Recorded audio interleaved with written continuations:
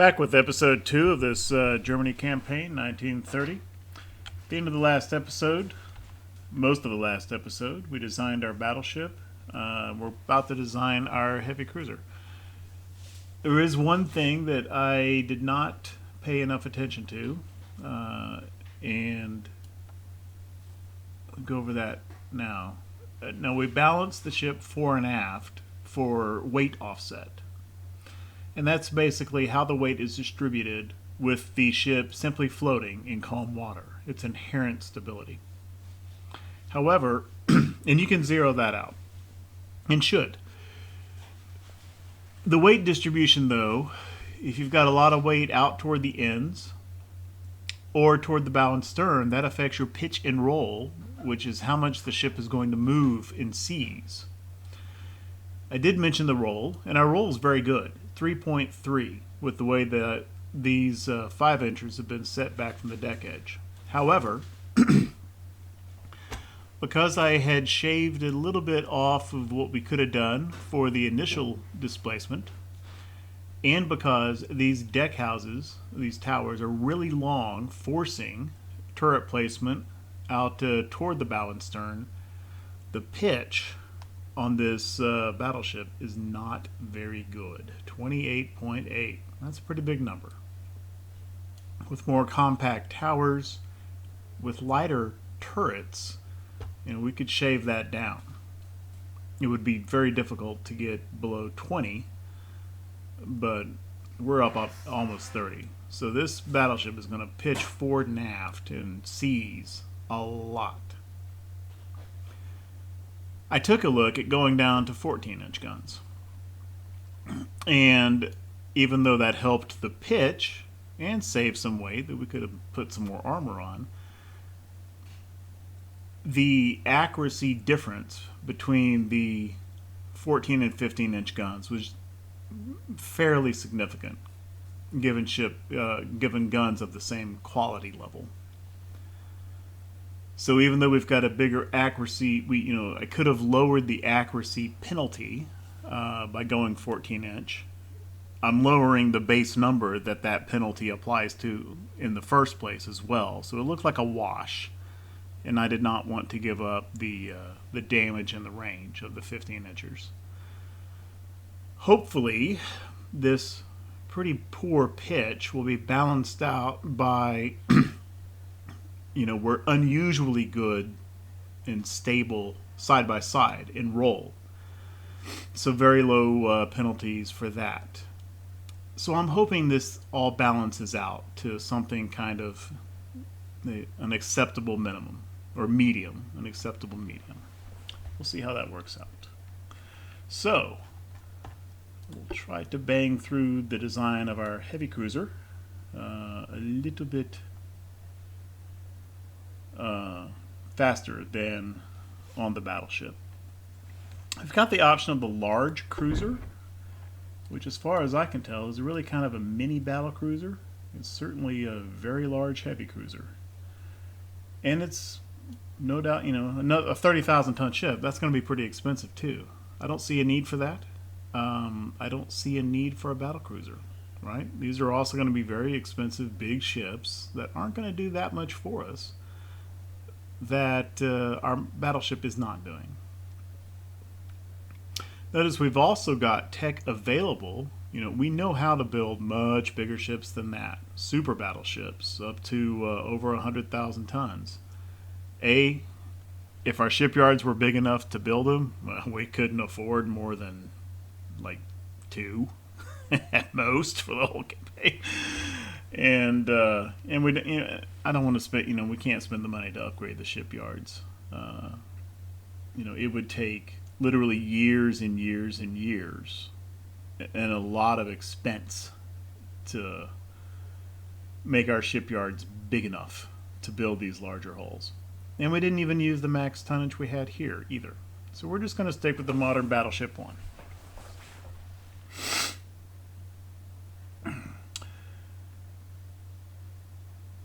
The battleship's main role is, of course, they will fight in fleet engagements, and they will be our most valuable and most powerful ships. but they probably won't fight as often. And their primary role is to offer that tonnage counterweight to the British battle line, which will prevent Germany from being blockaded. Day to day, more fighting is probably going to be done by these heavy cruisers we're going to build.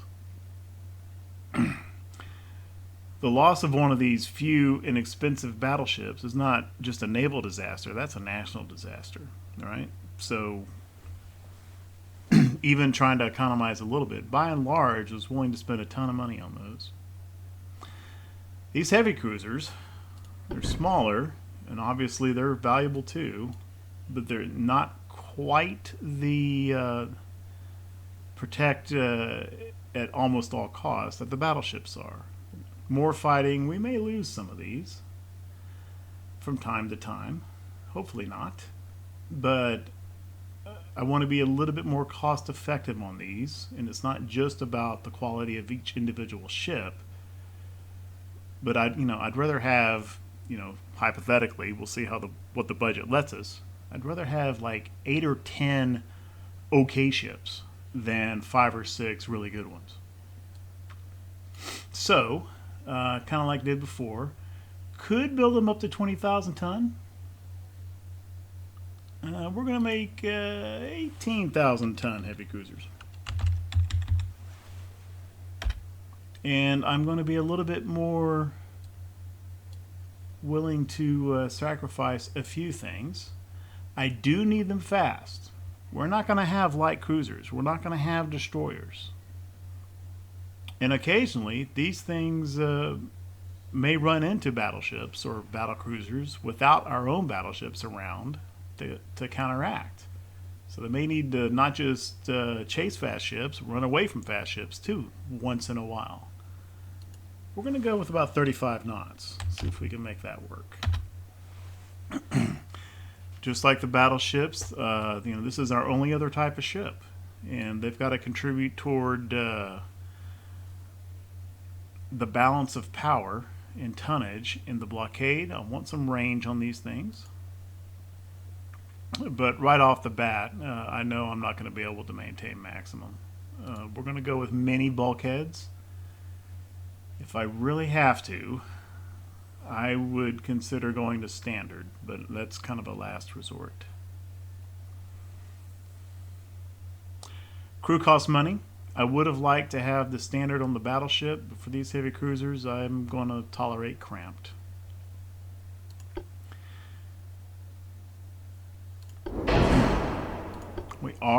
I am going to pretty much give them what they need for speed maneuverability. Let's go with the regular geared, not the top end geared turbines. If they need it later, we'll go with aux 1 for shaft and aux 1 and shaft 1. I do want that unbalanced one. And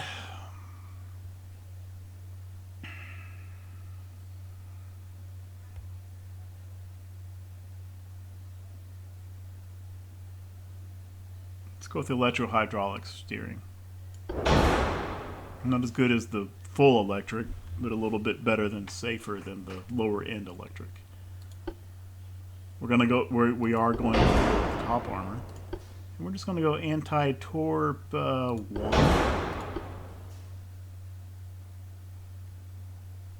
And anti-flood 1. We'll try for the double hull.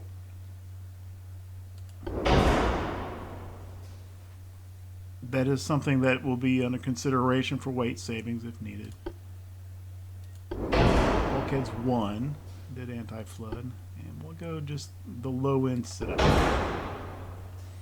Okay.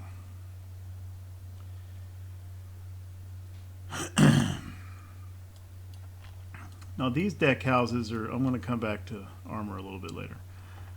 These deck houses are also pretty long, but they come with that front barbette already in place.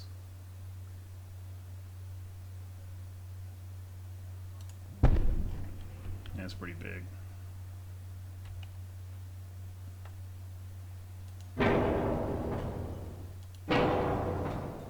We can save 250 tons. Those are still pretty good modifiers. Let's try the middle ton.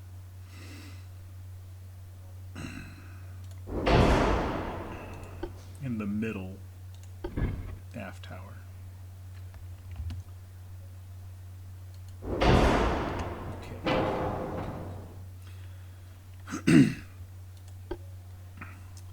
35 knots with this machinery. How big a funnel do we need to get an acceptable engine efficiency? Start with this big funnel 2. No, that's not even close. So mega light. Closer. 80%. Some acceleration bonus, a little bit of operation.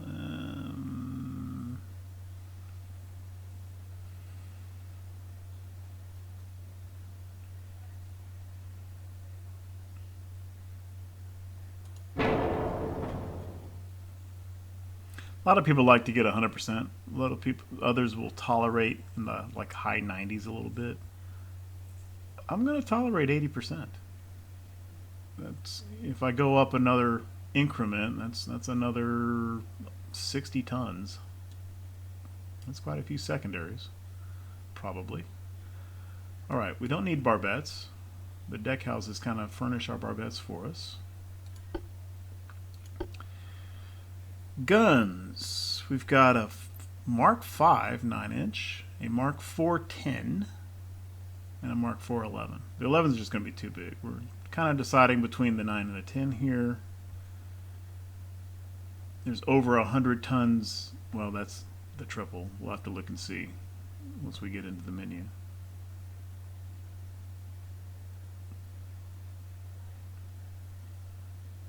The 9-inch gun is significantly more accurate than the 10-inch gun, even though they, well, yeah, because it's a Mark V.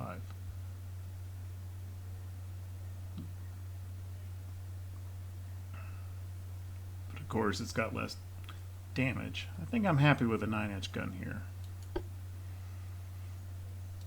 It is less damage than the 10, but it'll fire faster. It's more accurate. And, you know, its primary target is going to be other cruisers and destroyers. If we get into a long, drawn-out, duke-it-out fight with a battleship or battlecruiser, which may happen, you know, whether it has 9s or 10s isn't going to make that much of a difference.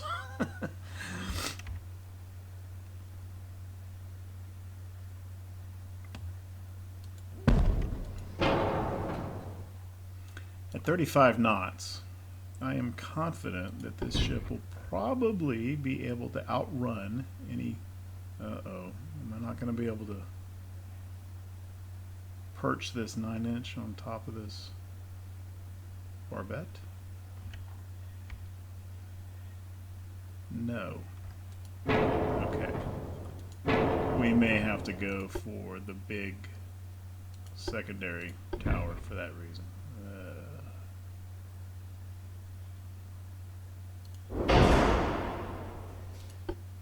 Just to get the bigger barbette at the end. I guess that settles. I guess that's another reason why 10-inch was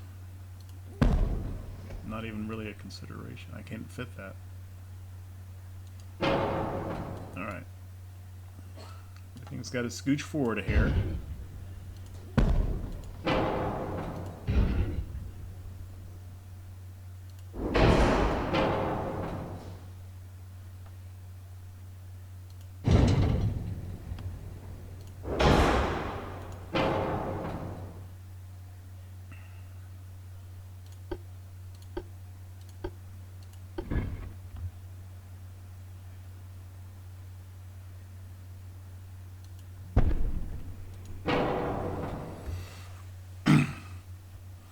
Those built-in barbettes are helping. You can see that our pitch number, even though we've got these long towers.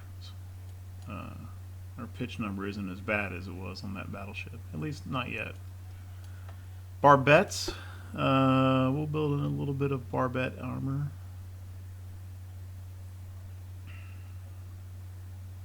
Let's do 2 if it'll tolerate that. Golly, I've got a lot of forward weight offset. And I'm about as far aft back here as I can be.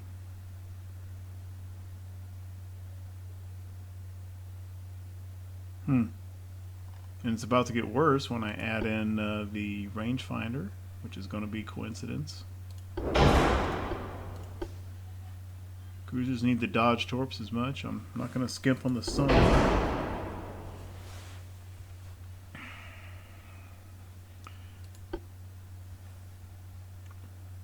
Cruisers will be flagships, but I'm gonna hold off on the RDF. I mean, this is the advanced radio. There is basic radio.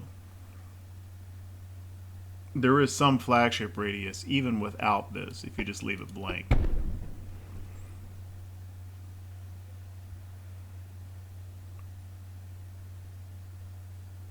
If this thing steams with another cruiser, there's probably only going to be 2 of them, at most 3. I'm just going to leave radio out. But I want the accuracy bonuses and the detection ranges of radar, for sure. I don't know what I'm going to do about this weight, though.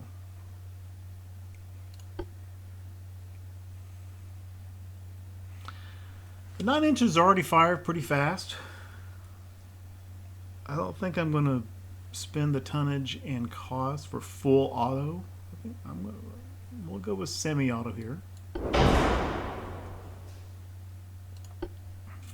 And I did not take the increased risk of electric steering, which is going to be maneuverable okay. She is going to be duking around probably a little bit more than the battleships with light cruisers and destroyers and making sharper turns. So I want these turrets to skew pretty good.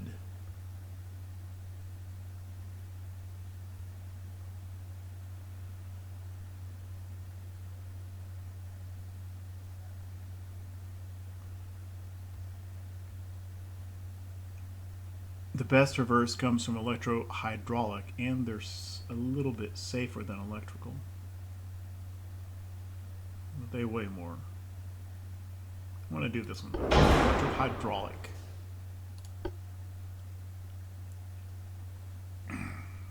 We'll go with the best TNT. We'll go with the best propellant. And we'll leave shell size and ammo amount standard. You can have reduced ammo, which makes your magazine safer, but you might run out of ammo, especially with these 9-inchers. That reduced ammo with 9-inch guns that's a non-starter. Standard is okay. I may even still run out of ammo occasionally. Increased ammo, however, carries a significant ammo debt and flash fire explosion chance. Kind of okay with economizing a bit. That doesn't mean I want my cruisers to blow up. We'll go with standard. And we've still got a fair amount of weight here, but of course we haven't done our secondaries yet. Secondaries. If possible, I can't go all 5-inch, but mainly because there's not enough room. What I would like to do, though, is get just a couple of 5-inch. I hope.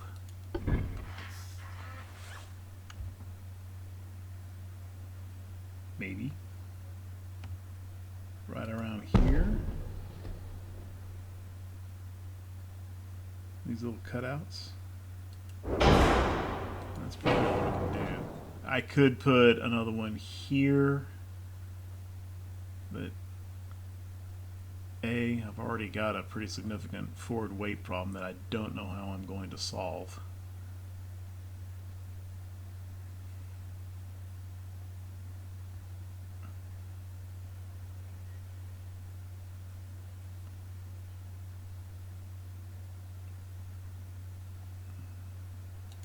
That leaves the question, can I get casemate guns? No, there are no casemate positions.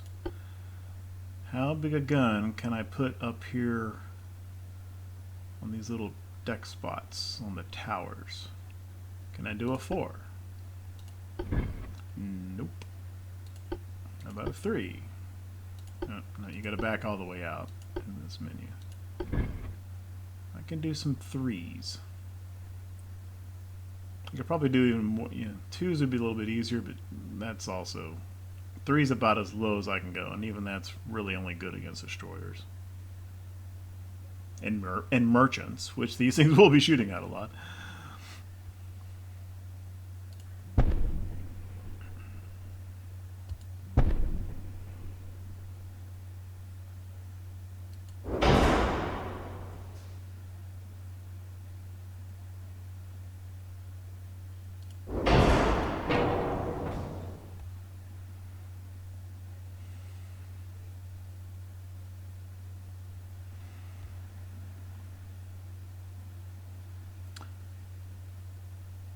Well, that'll have to do. This whole configuration and towers doesn't leave... It's not really a question of tonnage as much as just plain old space. Okay. I guess that's how the 1930 German heavy cruiser is. And we're just about there. This is... and we've got a fair amount of room. The problem is... this weight situation, and it's not as simple as just scooching everything back, because I had to scooch forward just to barely fit this turret in back here. Is there any room at all? Okay, now can this tower...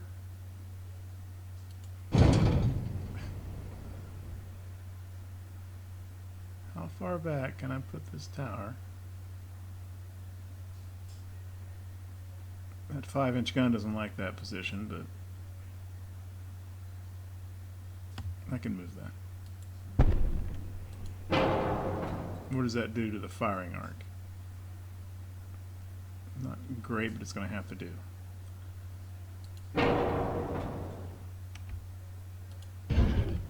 Oh, I thought that was going to...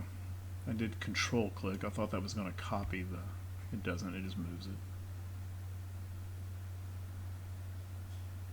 Let's try to squeeze this little gun as far aft as it'll go. It's a good firing arc. Okay. It looks kind of wonky, not centered in the cutout.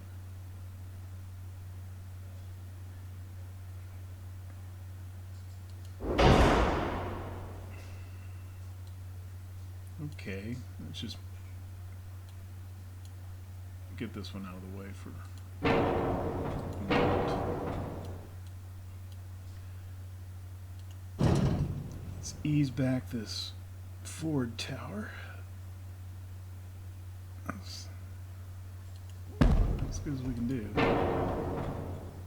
That did most of it. We're at 1.1%.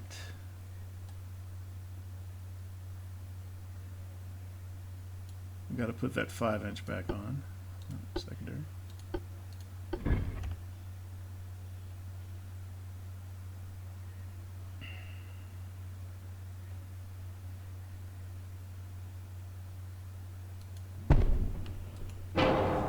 %. That's still a lot. Can this funnel move fore and aft at all? Not really. It's kind of set right in that spot.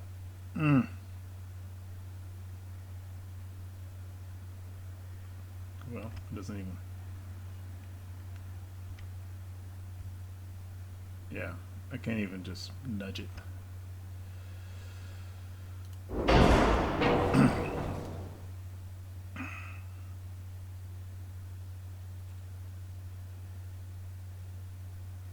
Why am I worried so much about the forward weight offset? If you look here, that gives me longitudinal offset, and there's a pretty big long list of negative modifiers from that.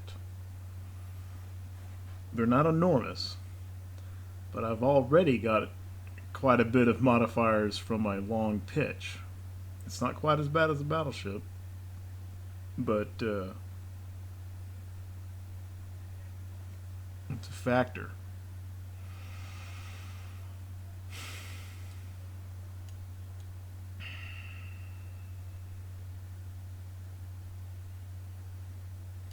Can I shoehorn some little 2-inch gun somewhere back here?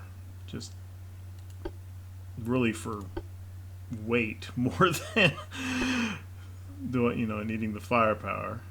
Let me see if I can get it.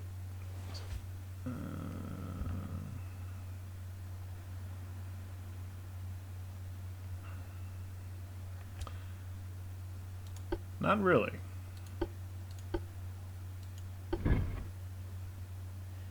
A 2-incher will fit. What will that do for me? Okay. Could even slide that back a little bit. I mean, I feel kind of dumb putting a useless gun on here just for weight purposes. Nope. Let's try something. No. I wasn't going to put torpedoes on, but torpedoes are pretty heavy. We've got the tonnage for it.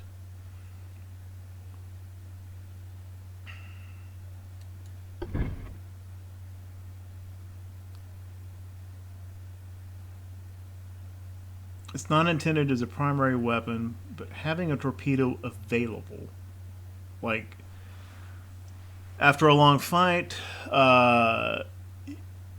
and you've expended most or all of your ammo, maybe you've got several cruisers ganging up on a battle cruiser or something, but the 9-inch ammo is gone.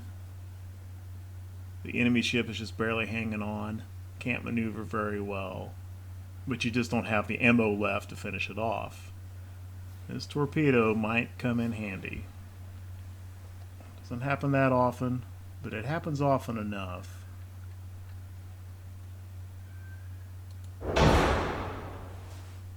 And of course now I've got an aft problem, but that's more easily shifted, I think. So, torpedoes. I don't think I need... it's kind of a coup de grace weapon, not a real tactical main battery. I don't need fancy propulsion. I do want it to do the job, though, so let's go ahead and give it some oomph. Our one shot needs to be a pretty big one.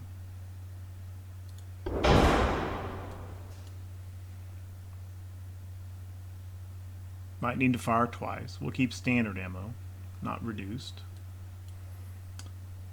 And okay, now we've got aft weight. Rather than shift everything again, let's see how close we can get with just putting another little 5-incher up here in this cutout.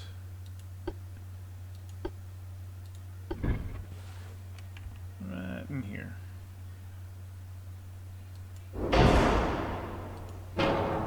And that gives us forward weight offset again. What a pain in the butt. I want a little 3-inch. Let's add to our 3-inch battery. I don't want a whole bunch of different calibers. This might be kind of more.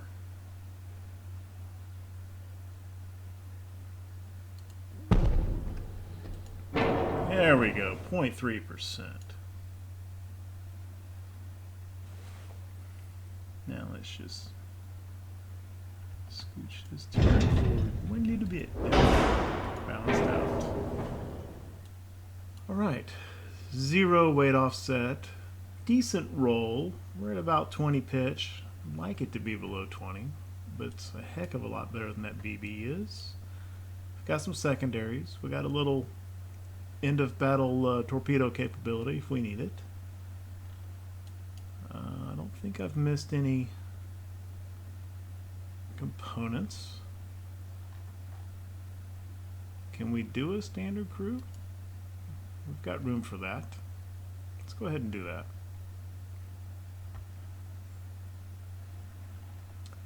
I could probably squeeze. I've got 500 tons here. I've probably got the weight for propulsion machinery for 36 knot, but I don't want to have to get a bigger funnel. Partially because it's going to throw the weight off again. And let's just see what 36 will do. I don't think I'm going to keep it. Let's just see. 70%.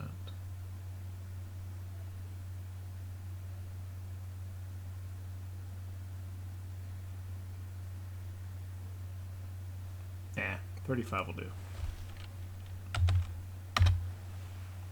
The situations where 35 isn't good enough but 36 is, that's going to be pretty rare. And so let's just have our crew here, and we'll finish it out with armor. She actually is probably a little bit under armored for a heavy. 8% or 8 inches. We're in the ballpark now. Let's go up to 4.5 on the forward belt. Let's go up to 3.5 on the aft belt. I think we can.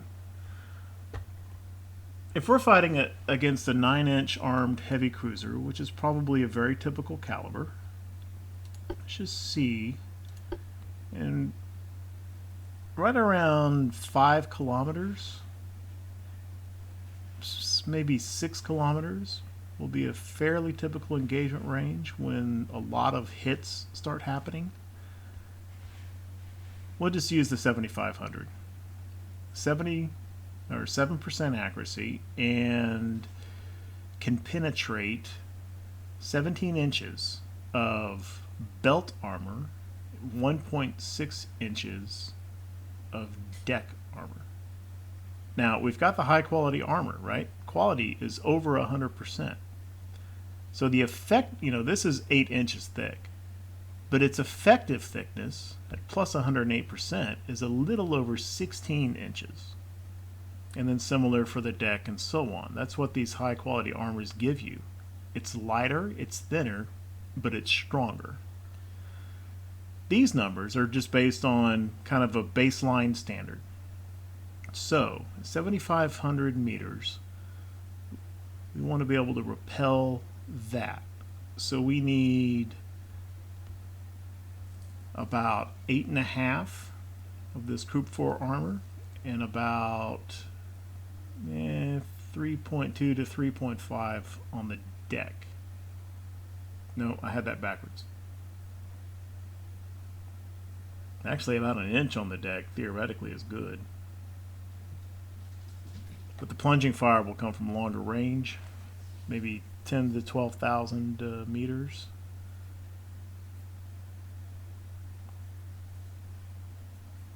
I think 1 point, I'm just going to put it at 2.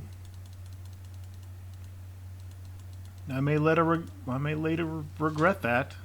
I don't know.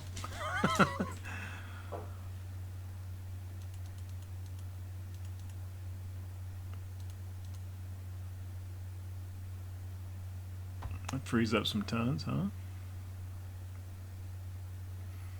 But we want to beef up this main belt for sure.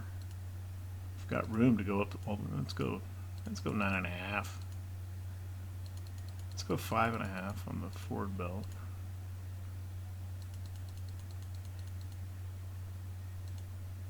Go 4 on the aft.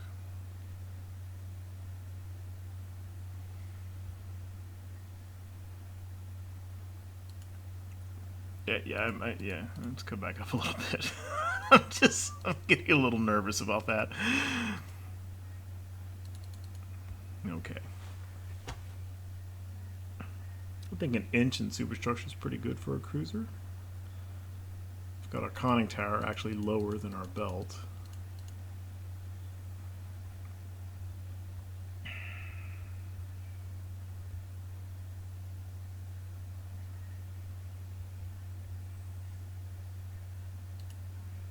If you mess with turret armor too much, that's more localized. That can throw your weight off if you mess with it too much. Let's see if we can manage 11 inches.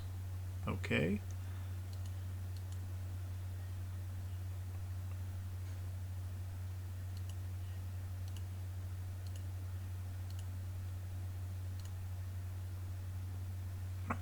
Penetrating the main deck is one thing. Penetrating a turret top is something completely different, right? That's going to go right down into and cause you an ammo debt or a flash fire, almost guaranteed. Let's thicken this up.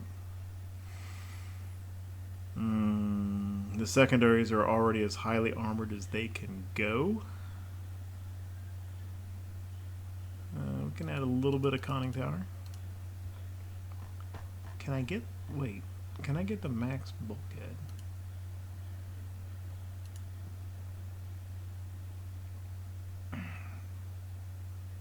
What if I go cramped?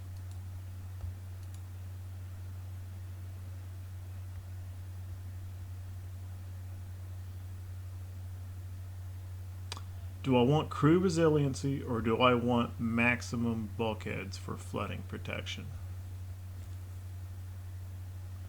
That's a pretty 50-50 shot.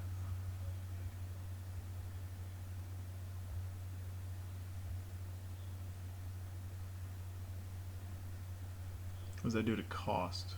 40,000 in this configuration. It's a little bit cheaper to go this way. And I still got many bulkheads. I'm going to leave it like that.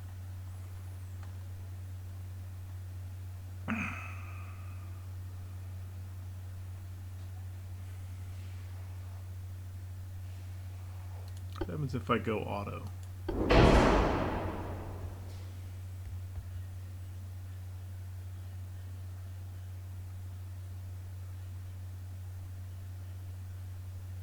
I think we're there.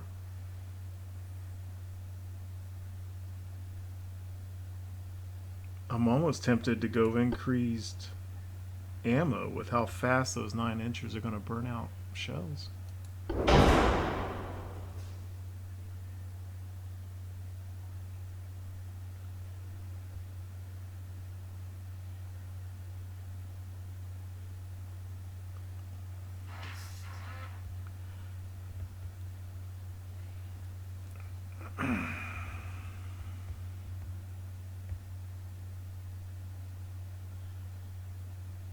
No.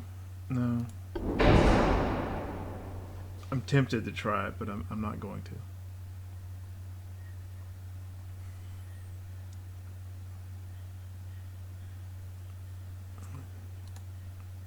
Just tweak these belts up a little bit more. I'm going to go with it. I already came back up on the deck. I'm not going to do that again.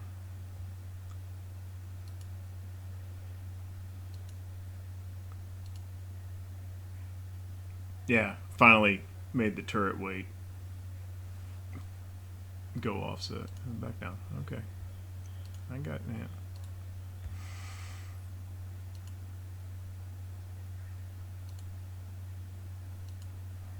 And there we go. Can we squeeze another inch, or 1/10 of an inch on conning tower?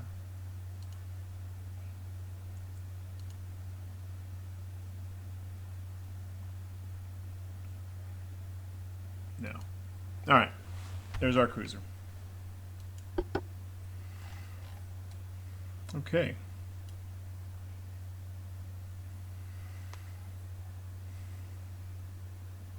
Kind of like the battleship. Not super happy with that big pitch.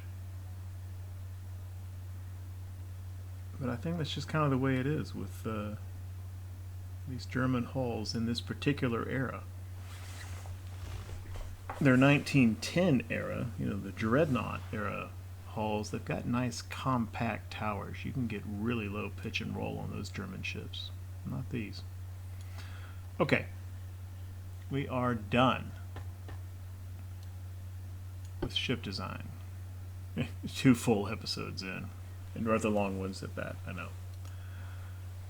So that remains then, what are we going to do with our overall finances and how we're going to spend this money? We know money's short. We know we don't need bigger shipyards, right? We're already building slightly smaller ships than we could. So I'm not going to build more capacity there. Crew training is vital. There's several levels of crew proficiency. From cadet, which is what we're at now, that's where you start, so do the British, all the way up to veteran. The more money you put into crew training, the faster they increase their proficiency, and the sooner we get to veteran. Also, the more you increase or decrease your crew training, that affects the number of additional recruits you have coming in each month to man new ships, replace battle losses, and that sort of thing. And the crew proficiency is a huge factor. Big accuracy, damage control modifiers, big ones. Positive ones at veteran, and pretty big penalties for the greenhorns. So not only is a good idea to prioritize crew training, but also the AI does the same thing. So it's kind of mandatory. If you don't go 100%, you will not too far in the future find yourself with like trained or regular crews fighting against seasoned or veteran crews. And with all the attention paid during ship design into maximizing accuracy, we don't want to give up that advantage by having less experienced crews, right? That will erase what we built into those ships as our inherent advantage over the AI. So this has to be 100%. And that's the last thing. If we get to a point where we're having to drop out 100% crew training, this campaign has already gone south. Likewise, I talked, I think, in the last episode a bit about the implications of how the money works, right? Here's the government overall budget, the overall German economy. This determines whether the people in the government are content and like what the Navy's doing, or if they turn on you, not only the Navy specifically, but the government in general. Okay? This transport capacity has to be maintained. We have to spend some amount just to keep it at 100%, right? Right here, 0.00% means no growth, no reduction. We have to spend this much just to maintain the merchant fleet under peacetime conditions, right? Ships grow old, they have to be replaced, even in normal times. That's without any sinkings at all.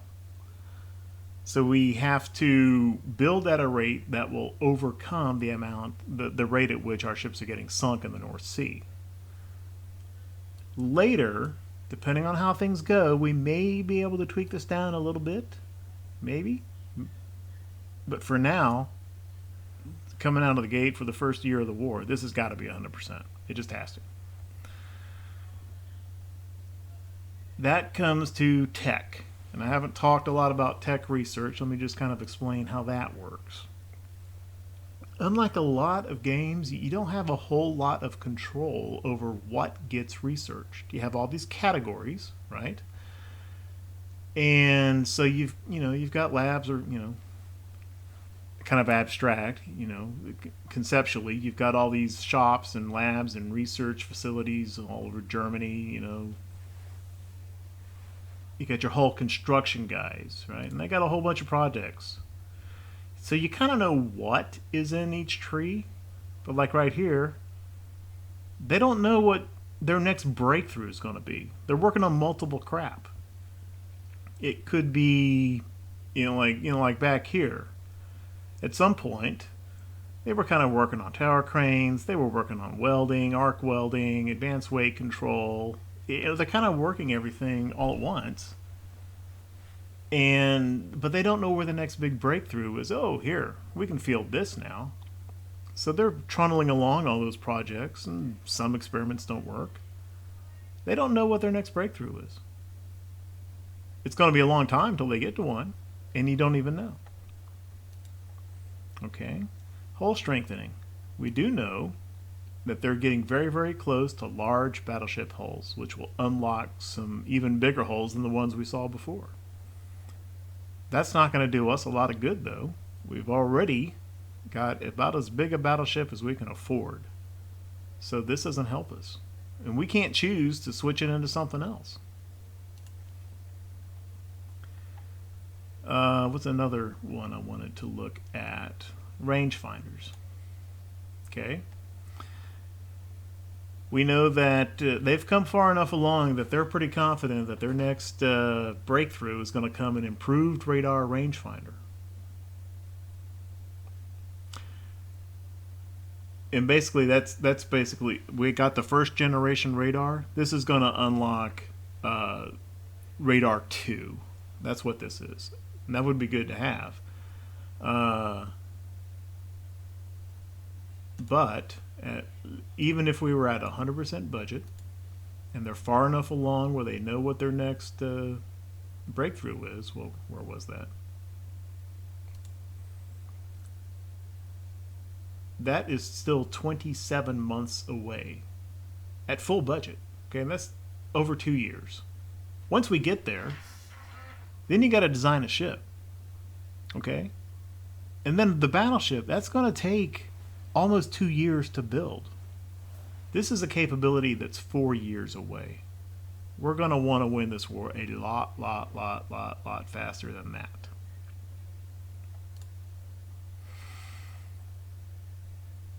I think you get the idea.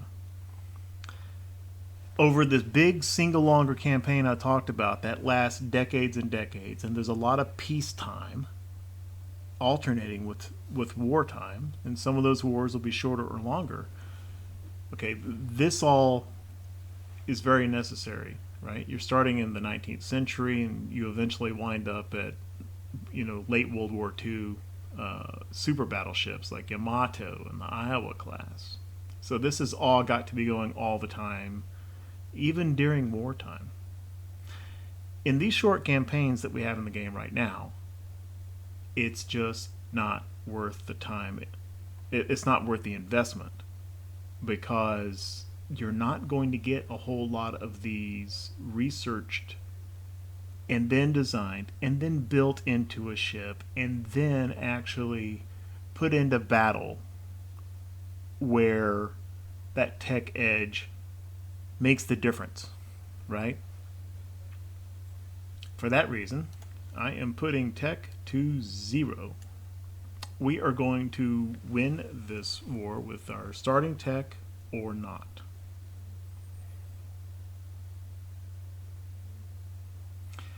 In some cases, especially as the British, occasionally you'll find a really good tech. Like a better rangefinder, or a better tower, or maybe a higher quality gun in a caliber that you would find useful, that's only a couple of months away. That's a little bit different. Do a short-term kind of little tech budget boost for the first couple of months, prioritize that tech, get it in, and then design a quick follow-on ship that will make a difference even in a shorter war. We don't have anything like that here. Nothing was jumping out at me there that, ooh, that is worth spending some money on. So 0 it is. Full crew, full transport, 0 tech.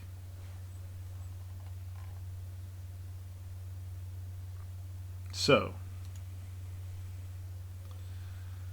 that is kind of where the money is going to come from, at 0 tech.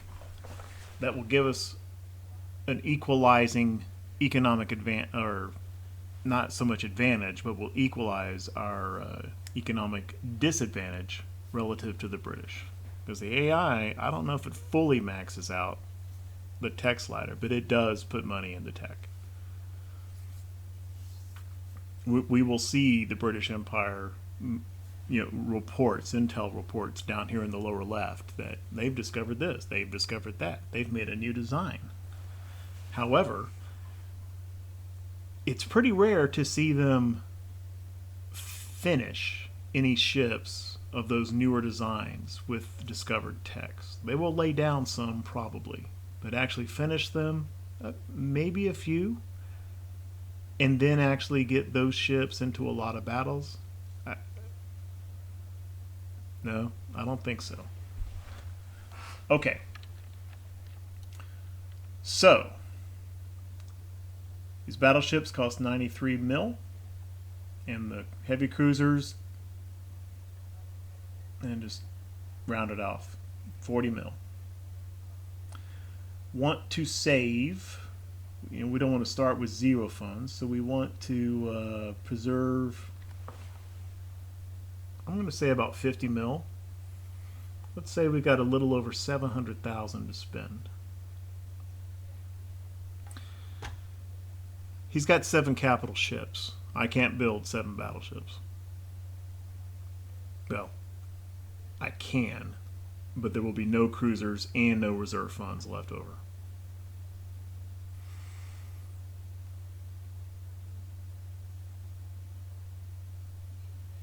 If I build 5 battleships, that's going to leave about 220, which will buy us 5 cruisers. If I do 5 battleships and 5 cruisers,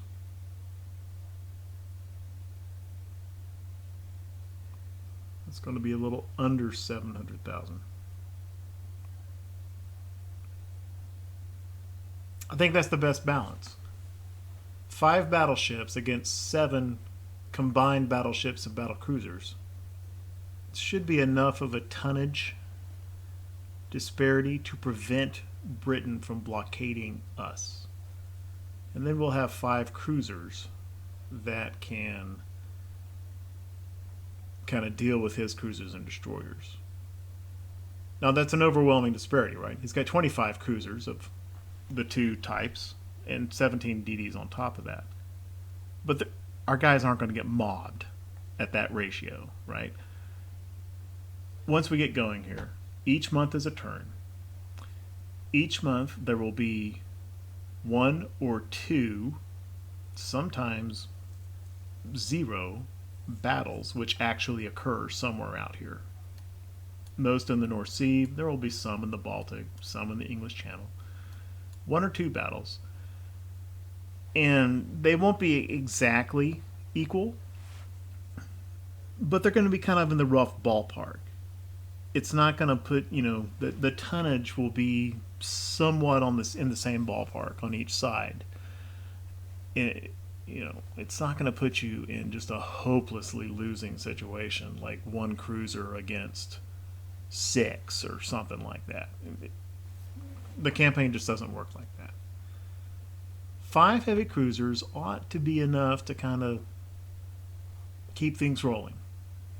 The issue is, as they take damage, they have to go in the shipyard for repairs, which means for a given month, your operational tonnage could get really low. We'll see how that works out. So, we're going to build 5 battleships.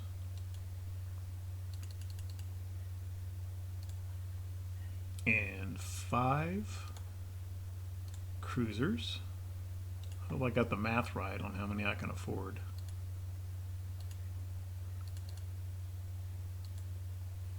What does that leave us with? Oh.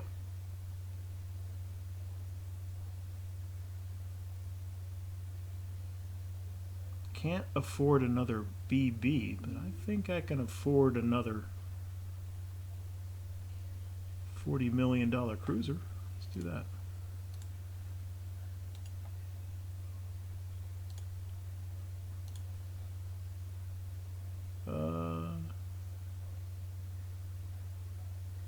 If I buy a 7th cruiser, that leaves me with 23 mil in the bank. It's getting a little close. I think this is all right. Economy. So there's the battles which occur. You want to win those. That obviously, I just said something just like duh. But there's the tactical side of the battles, and then there's the economic side. Every month, the game will kind of compare the size and the range of the two fleets contesting this North Sea area. And it will determine some random number of transports that get sunk on both sides. If the tonnage and range is way higher on the British side, we lose a bunch of transports and he loses few or none, and vice versa.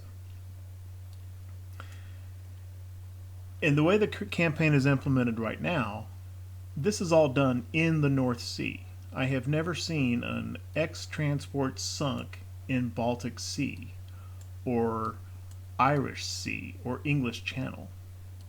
This is the sea area where the transport tug of war goes on month after month. That means every available ship we want in North Sea ports. And that's basically these 6 right here. Likewise, if you're playing Britain, you want the same thing, all your ships in these North Sea ports along the east coast of the island of Britain. You don't want them, I don't remember if Dover counts as a channel or a North Sea port. I think it's channel. But basically these, Liverpool, Barry, these are Irish Sea, English Channel, and then Barry is counted as a North Atlantic port. Same thing, right? The transport fight doesn't happen out here in this campaign. After a battle, even if the ships are undamaged, the game will send them back to essentially, I don't think it's random, but you don't have control over what port the ships will return to after a battle or for repairs. The game really likes to send German ships over here to Danzig and Palau, which a lot of people don't even notice at first because you're looking at the map and they tend to be obscured behind this text box here. And, I've read of people saying, I was like on my 3rd campaign before I even knew those ports existed. So every turn we're going to have to check these ports and make sure that once they're repaired, we send them back over to these desired ports. So what we'll do here is right at the beginning, we'll just put our battleships in Wilhelmshaven and our cruisers in Emden.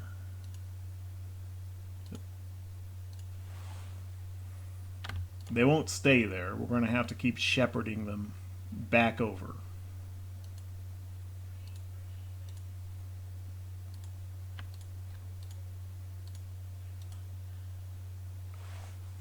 This is where our existing fleet will start. Later, as we build more ships, our crew training, these initial ships, they're going to be coming up in crew level, right? They'll be green, then they'll be trained, and they'll be regular. New ships, when they're first built, start at cadet. So new construction, I will initially set their, like they're being built in Palau or Danzig, and I will leave them there for a little while until they get like up to trained, if we have the luxury to do so, and then I will move them over. It will not prevent, but it will somewhat lessen the likelihood that they are pulled into battles at the lowest crew proficiencies. I think it's my theory.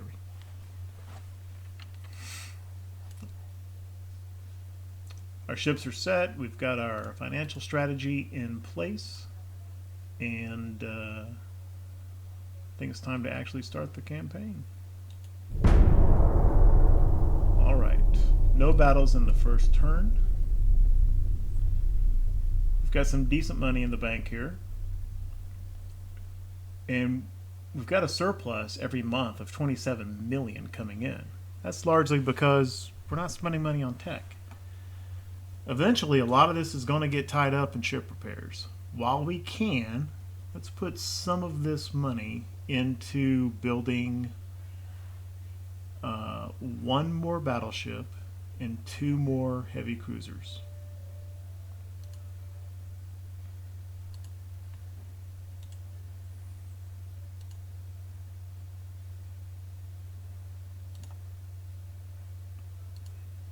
And like I said, we'll build these over in the Baltic.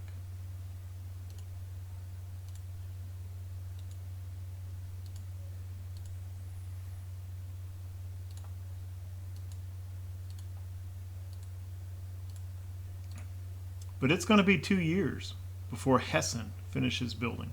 It's going to be almost a year and a half before these 2 cruisers finish building. I hope we don't need them. We'll see.